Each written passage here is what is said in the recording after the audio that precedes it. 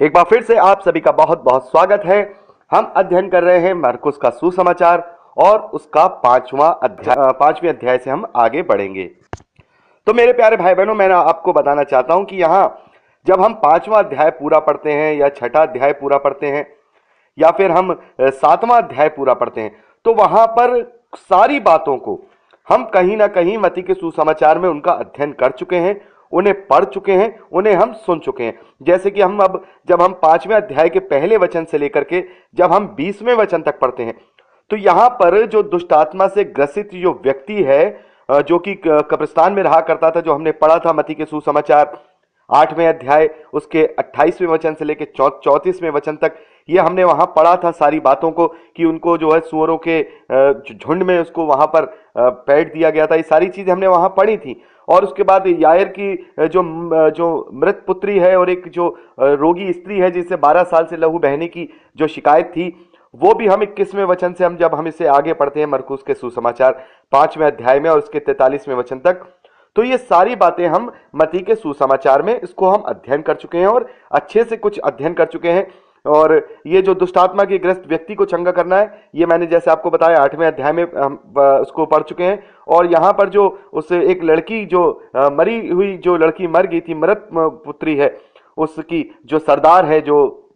जैसे कहते हैं जो आराधनालय का जो सरदार होता है, जो उसमें से हम देखते हैं, तो वहां पर उसके घर जाता है, उसको वो जो क्या करता है, चंगा करता है, उसको जिंदा करता है। और उसके ही बीच में हम देखते हैं कि स्त्री है जिसे 12 साल से लहू बहने की जिसे प्रॉब्लम थी, वो प्रभु को छूती है और प्रभु कहते हैं किसी ने मुझे छुआ। ये सारी चीजें हम मत्ती के सुसमाचार उसके 9वें अध्याय उसके 18वें वचन से लेके 26वें वचन तक हम इसको पढ़ चुके हैं। और मैं चाहूंगा अब इसके 5वें अध्याय को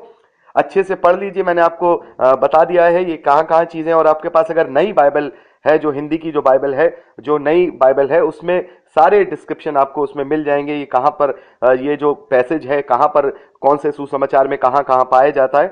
तो ये सारी चीज आप वहां पढ़ सकते हैं। लेकिन जो यहाँ गौर करने वाली बात है, जो ज्यादातर जो हम अध्ययन करने वाली बात है, जो 5वें अध्याय में जो पहले ही वचन में जब हम देखते हैं, तो वहां पर जब दूसरा वचन पढ़ते हैं तो यहाँ लिखा है, जब वह नाव पर से उतरा तो तुरंत एक मनुष्य जिसमें अशुद्ध आत्मा थी कब्रों से निकलकर उससे मिला।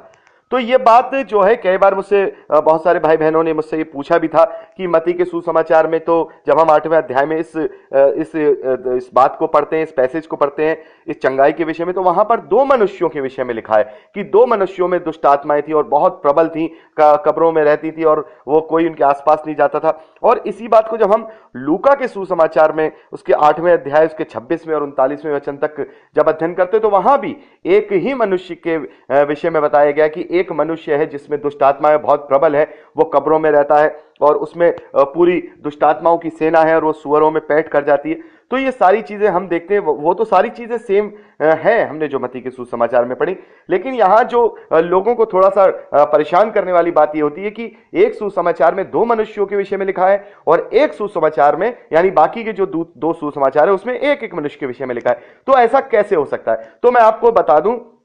कि जैसे मैंने आपको शुरुआत में जब हम सुसमाचार को जब हमने बात की थी, परिचय दिया था, तब मैंने आपको एक बात बताई थी कि ये चारों सुसमाचार 4 अलग अलग स्थानों में, 4 अलग अलग लोगों के द्वारा और अलग अलग समयों में लिखे गए हैं और इनका एक दूसरे में आपस में कोई संबंध नहीं है। तो ये गवाही के रूप में वो जो लिखने वाला है, वो गवाही के रूप में लिख रहा है, वो उस बात की गवाही दे रहा है कि मैं गवाही देता हूं कि प्रभु यीशु मसीह को मैं जानता था, मैं उसके साथ रहा, उसने ये कार्य किए, उसने ऐसे आश्चर्य कर्म किए, फिर वो क्रूसिफिकेशन के बाद क्रूसिफाई हुआ, फिर उसका पुनरुत्थान हुआ। ये सारी चीजें गवाहियों के रूप में जो है अलग अलग जगहों पे, अलग अलग समयों पे, अलग अलग व्यक्तियों के, अलग अलग प्रेरितों के द्वारा लिखी गई हैं। तो ये गवाही लिखी गई हैं।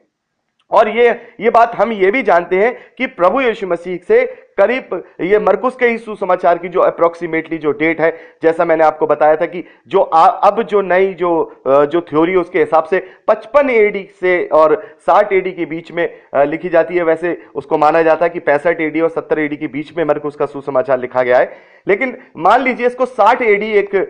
डेट मान लेते हैं कि 60 एडी में इसे लिखा गया है। तो ये प्रभु यीशु मसीह के क्रूसिफिकेशन के करीब 20 से 25 साल के बाद इसको लिखा गया, क्योंकि शुरुआत में तो वैसे ही मुंह जुबानी लोग जो है प्रचार करते थे, प्रभु के लोग जो होते थे उसके जी उठने की, उसके पुनरुत्थान की सारी बातों का प्रचार करते थे, उसकी आज्ञाओं को प्रचार करते थे। लेकिन उसके बाद जैसा कि मैंने आपको बताया, जो लिखने की सामग्री हुआ करती थी बहुत महंगी हुआ करती थी। तो ये मरकुस का सुसमाचार संक्षेप में लिखा गया, सारी बातें लिखी गई। और उस वक्त एक दूसरे के साथ जो भी वहां पर होंगे, जैसे मान लीजिए मत्ती का सुसमाचार जब हम पढ़ते हैं तो वहां हम देखते हैं जो मत्ती के द्वारा लिखा जा रहा है, जो प्रभु का चेला है। और वहां पर जब वो उस बात को, और हम ये देखते हैं कि मत्ती के सुसमाचार में ज्यादातर जो बहुत सारी चीजें संक्षेप में है, कुछ चीजें लूका के सुसमाचार में संक्षेप में, कुछ चीजें मरकुस के सुसमाचार में संक्षेप में। तो ये अपनी अपनी गवाही, अपने अपने एक्सपीरियंस से वहां पर लिख रहे हैं।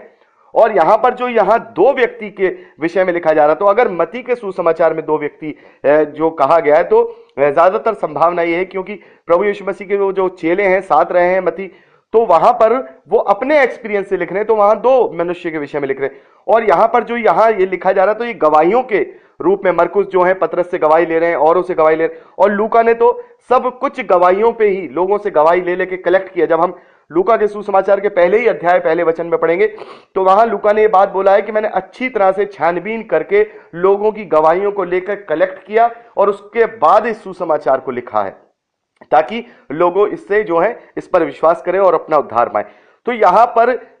ये बात आना, तो ये पहली चीज तो मानना कि हाँ, वहां दो ही व्यक्ति जो है मनुष्य होंगे, जिसे हम ज्यादातर मान सकते हैं। और इस बात से हमें परेशान होने की जरूरत नहीं है, बल्कि इस बात से हमें बहुत ज्यादा खुश और बहुत ज्यादा हमें अंदर गर्व होना चाहिए कि हमारे पास जो वचन है वो बिल्कुल सचमुच 2000 साल पहले जैसा लिखा गया वैसा ही है। इसका एक भी शब्द अभी तक बदलने की कोशिश नहीं की गई। मान लीजिए अगर इसके वचन को बदलने की कोशिश की होती, या किसी शब्द को बदलने की किसी पास्टर ने या किसी फादर ने या किसी भी व्यक्ति ने बदलने की कोशिश की होती, तो यहां पर वो ये देखता, अगर ये मत्ती के सुसमाचार में 2 लिखे हैं, यहां 1 लिखा है, इसको भी मैं 2 कर दूं कि आगे आने वाली पीढ़ी में जो है कंफ्यूजन ना हो। लेकिन नहीं, इतनी हिम्मत किसी में नहीं थी, क्योंकि ये सब हमारे लिए पवित्र आत्मा की प्रेरणा से लिखे गए वचन है। और जैसा जिस तरीके से लिखा गया है, जिस वर्डिंग में लिखा गया है, जैसा 2000 साल पहले था वैसा ही आज भी हमारे पास है। इसमें किसी ने भी कोई चेंजेस नहीं किए हैं, इसमें किसी ने भी कोई बदलाहट नहीं की है। और कभी कभी ये माइनर त्रुटियां एक कॉपी से दूसरी कॉपी में ट्रांसफर करने में भी माइनर त्रुटियां हो जाती थी, लिखने में भी, और लिखने की जो ट्रांसलेशन हुआ करती थी, कोई किसी भाषा में कोई किसी भाषा में, उसमें भी ये माइनर त्रुटियां हो सकती हैं। लेकिन जो मेन प्रिंसिपल और जो मेन शिक्षा है, उसमें कहीं भी 2000 साल से पूरे नए नियम के अंदर कहीं भी कोई बदलाव नहीं आया है। वो मेन प्रिंसिपल वहीं का वहीं है। और त्रुटियों के विषय में मैंने एक वीडियो भी बनाया है कि कितनी रिलायबल है बाइबल कितनी रिलायबल है, जिसको हम कितनी विश्वास योग्य है, क्या इसको बदल दिया गया, क्या ऐसा मुमकिन है, ये सारी जांच पड़ताल को मैंने एक वीडियो बनाया है। आप चाहें तो मैं आप जो आप भाई बहन चाहेंगे, मैंने उस वीडियो को लिंक दे दूंगा, आप उसको देख सकते हैं, आप उसको जान सकते हैं कि कैसे हम बाइबल पे पूरी तरह से विश्वास कर सकते हैं, क्योंकि इसका एक भी दाना, एक भी अक्षर, एक भी बिंदु बदला नहीं गया है। और ये इस बात का प्रूफ है कि ये मनुष्यों के दिमाग और मन गढ़ंत तरीके से नहीं लिखा गया। जैसी गवाही उन्हें मिली, उन्होंने उसे वहां कोड किया। यहां पर मरकुस ने भी जैसी उसने छानबीन करके गवाही ली इस विषय में, उसने 8-10 लोगों से पूछा होगा कि कितने लोगों को हुआ था, तो लोगों ने जब ज्यादा से ज्यादा लोगों ने जब कहा होगा एक मनुष्य ने, तो उसको उस गवाही को यहां कोड किया और कोड करके उसको यहां पे लिखा। ऐसे ही लूका ने भी किया। लेकिन मत्ती के सुसमाचार में जो है, वहां पे मत्ती वहां पे मौजूद है, उन्होंने किसी से गवाहियां कलेक्ट नहीं की हैं, उन्होंने अपने आप से उस चीज को लिखा है। तो हम ये मान सकते हैं कि वहां 2 मनुष्य ही रहे होंगे, क्योंकि वहां पे बहुत सारी दुष्ट आत्माओं की सेना है। और ये बहुत ही ज्यादा हमारे लिए गर्व की बात है कि इस प्रकार की जो छोटी मोटी त्रुटियां कभी भी किसी भी स्कॉलर ने या कोई भी संस्था है या कोई भी बड़े से बड़ा पास्टर है, किसी ने भी हिम्मत नहीं की कि हम यहाँ इसमें एक अक्षर भी बदल दें। क्योंकि वचन हमें इस बात के लिए क्या करता है, सावधान करता है कि तुम में से कोई भी इसका एक भी बिंदु, जैसे कि हम जब लास्ट में प्रकाशित वाक्य के जो लास्ट के जो 22वां अध्याय है उसको जब हम पढ़ते हैं, तो वहां पर हम देखते हैं, यहाँ 18वें वचन में हम देखते हैं प्रकाशित वाक्य उसके 22वें अध्याय में, मैं हर एक को जो इस पुस्तक की भविष्यवाणी की बातें सुनता है गवाही देता हूं। यदि कोई मनुष्य इन बातों में से कुछ बढ़ाए, तो परमेश्वर उन विपत्तियों को जो इस पुस्तक में लिखी हैं उस पर बढ़ाएगा। और यदि कोई इस भविष्यवाणी की पुस्तक की बातों में से कुछ निकाल डाले, तो परमेश्वर उस जीवन के वृक्ष और पवित्र नगर से जिसका वर्णन इस पुस्तक में है उसका भाग निकाल देगा। तो यहां हम देखते हैं एक भी बिंदु, एक भी मात्रा जो जैसी 2000 साल पहले जिस लिपि में है उसी से ट्रांसलेट की गई। हाँ, उसे विस्तार पूर्वक जरूर लिखा गया, यानी वो भी सावधानी के साथ विस्तार पूर्वक लिखा गया, ताकि उसकी मेन प्रिंसिपल जो उसकी है, जो उसकी मूल आत्मा उस वचन की है, वो कहीं भी ठेस ना पहुंचे। उसको समझाने के लिए उसको बड़ा करके थोड़ा विस्तार से डिस्क्राइब करके जरूर बताया गया, लेकिन उसकी मेन प्रिंसिपल को कहीं भी ऐसा नहीं जो है चेंज किया गया जिससे कि उसके ऊपर यह श्राप लगे कि अगर वो इस चीज परमेश्वर के पवित्र शास्त्र को कुछ बदल रहा है। तो ये बहुत बड़ी परमेश्वर का धन्यवाद है कि हमारे पास ये बहुत बड़ा एक सबूत है कि देखो कैसे ये चीजें आपस में मेल करके, किसी ने बैठ करके, किसी 4, 5, 10 आदमियों ने मिलकर इस बाइबल को नहीं लिखा, बल्कि ये सही मायने में पवित्र आत्मा की सामर्थ और सच्ची गवाहियों से ये सुसमाचार लिखे गए। इनकी भिन्नताएं, जो थोड़ी थोड़ी भिन्नताएं हैं, ये इस बात से प्रूफ हैं कि हाँ ये सच बातें हैं, और इसके अलावा जो है किसी भी चीज में कहीं भी इसके अंदर कोई चेंजेस नहीं आया, क्योंकि चेंजेस आया होता तो ये चीज जो त्रुटि, मैं और आप बहुत ही छोटे हैं अभी जो वचन के ज्ञान में, जो हम इस बात को नोट कर ले रहे हैं कि यहां पर एक व्यक्ति लिखा है, वहां पर 2 व्यक्ति लिखे, तो क्या पुराने स्कॉलर्स ने कभी किसी ने नोट नहीं किया होगा? हाँ जरूर किया होगा, लेकिन उन्होंने इतनी हिम्मत ना उनके पास कोई अधिकार था कि वो उसका एक बिंदु भी बदल पाए। जैसा सुसमाचार लिखा है वैसा ही सुसमाचार ट्रांसलेट किया गया, वैसा ही फिर वो आगे हिंदी, इंग्लिश जैसी भी बाइबल्स हैं उनमें वो वैसे ही ट्रांसलेट कर दिया गया। तो ये तो बहुत ही खुशी और बड़े गर्व की बात है, इसमें कंफ्यूजन नहीं रखना चाहिए, और यही बातें हैं जिससे हमारा विश्वास भी और ज्यादा पक्का होता है। तो इसमें कंफ्यूजन में जाने के बजाय इसमें और अच्छी बात को ढूंढना ही, ये बात अच्छी है कि इसका एक भी बिंदु कभी बदला नहीं गया।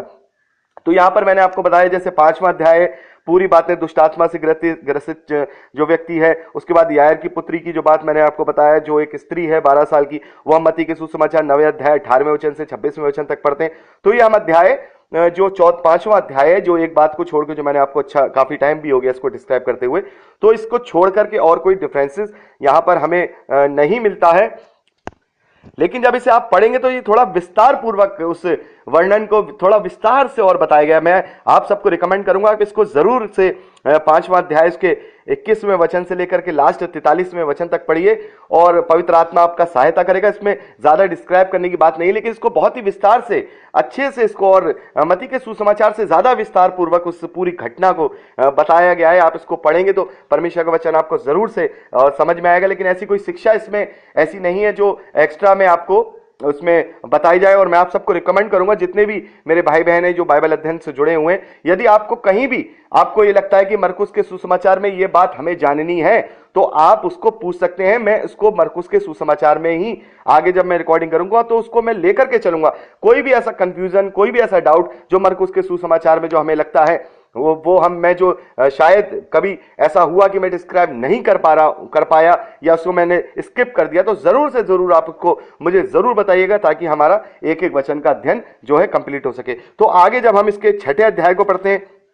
तो यहां पर भी हम देखते हैं 6ठे अध्याय के अंदर जो हम देखते हैं कि जो प्रभु यीशु मसीह का उनका जो शहर है, नासरत जो शहर है जहां वो पले बड़े थे, वहां पर उनका निरादर होता है। और ये बात हम जो है मत्ती के सुसमाचार 13वें अध्याय 53 वचन से लेकर 58 वचन तक पढ़ते हैं कि सारा नासरत उन्हें जानता है। और इस बात का मैंने आपको बताया भी था कि सब नासरी लोग जो हैं प्रभु यीशु मसीह को जानते हैं। उसके भाइयों के नाम यहाँ पर दिए गए हम देखते हैं जब हम कि क्या वे बड़े ही नहीं, यानी कि ये भी जानते हैं कि प्रभु यीशु मसीह वहाँ जो है क्या काम करते हैं, उनके फादर क्या काम करते हैं, उनके भाइयों के क्या नाम है, उनके बहनों के, मतलब अच्छी तरह से इस बात को जो है जानते हैं। और ये तभी हो सकता है कि जब कोई व्यक्ति लंबे समय से उस जगह में उनके साथ रहता हो। और इस बात का शायद मैंने मत्ती के सुसमाचार में खंडन भी किया था कि जो लोग कहते हैं कि प्रभु यीशु मसीह इंडिया आए थे, कि प्रभु यीशु मसीह वहां आए थे, ये हुआ था वो हुआ था, तो उन सब बातों का मैंने यहाँ पे इस बात से एक निष्कर्ष निकाला था कि जब जो नासरी लोग हैं वो अच्छी तरह से जब प्रभु यीशु मसीह को पहचानते हैं, उसके भाइयों के नाम, उसकी माँ के नाम सब कुछ जानते हैं और भली भांति यीशु मसीह को जानते हैं, तो उसका मतलब वो उनके बीच में, उनके अनुग्रह के बीच में उनके साथ पला बढ़ा और वो कहीं नहीं गया। अचानक से वो सारी चीजें उसके अंदर जब उसने उन लोगों ने देखी तो उन्हें अचंभा हुआ और उसका उन लोगों ने अनादर भी किया। तो इस बात को हम मत्ती के सुसमाचार में से पढ़ चुके हैं। और 12 प्रेरितों का प्रचार करने के लिए भेजना, जिसे हम 7वें वचन से लेकर के इसको हम 13वें वचन तक पढ़ते हैं 6ठे अध्याय मरकुस में। ये भी हम जो है मत्ती के सुसमाचार उसके 10वें अध्याय उसके 5वें वचन से लेकर के 15वें वचन तक इसे हम पढ़ चुके हैं। और जो यूहन्ना बपतिस्मा देने वाले की हत्या है, इसको भी हम बहुत अच्छे से मत्ती के सुसमाचार उसके 14वें अध्याय उसके पहले वचन उसके 12वें वचन तक पढ़ चुके हैं, जो कि इस मरकुस के सुसमाचार 6ठे अध्याय उसके 14वें वचन से लेकर के 29वें वचन तक हम देखते हैं। और आप इसको पूरा पढ़िए। 5000 पुरुषों को खिलाना हो, प्रभु यीशु मसीह का पानी पर चलना हो, और गन्नेस रथ में प्रभु यीशु मसीह का रोगियों को चंगा करना हो, ये सारी चीजें हम देखते हैं 6ठे अध्याय की, जो है हम मत्ती के सुसमाचार में पढ़ते हैं। तो मैं चाहूंगा कि आप इसको स्वयं इसको सब पढ़िए, और आप इसका रेफरेंस आपको यहाँ सबके मिल जाएंगे, आपको वहां वहां कहाँ कहाँ है। फिर भी मैं आपको रेफरेंस, अगर आप जो लोग चाहेंगे कि रेफरेंस जिनकी बाइबल्स में रेफरेंस नहीं है, तो मैं चाहूँ उनमें अलग से उनको रेफरेंस बता दूंगा कि कौन से वचन से लेके यहाँ तक का वचन मत्ती के सुसमाचार में कौन से वचन से लेके कहाँ तक पाया जाता है, जिससे कि आपको अध्ययन करने में आसानी हो। मैं जानता हूं कि आप में से बहुत सारे लोग हैं जो बाइबल को पढ़ते हैं और बहुत सारे सिखाने वाले भी हैं, तो उन्हें ज़्यादा परेशानी नहीं होगी, वो जानते हैं इस बात को। और अब बात करेंगे 7वें अध्याय की, तो अगली क्लिपिंग में बात करते हैं। प्रभु आप सबको बहुत आशीष दे।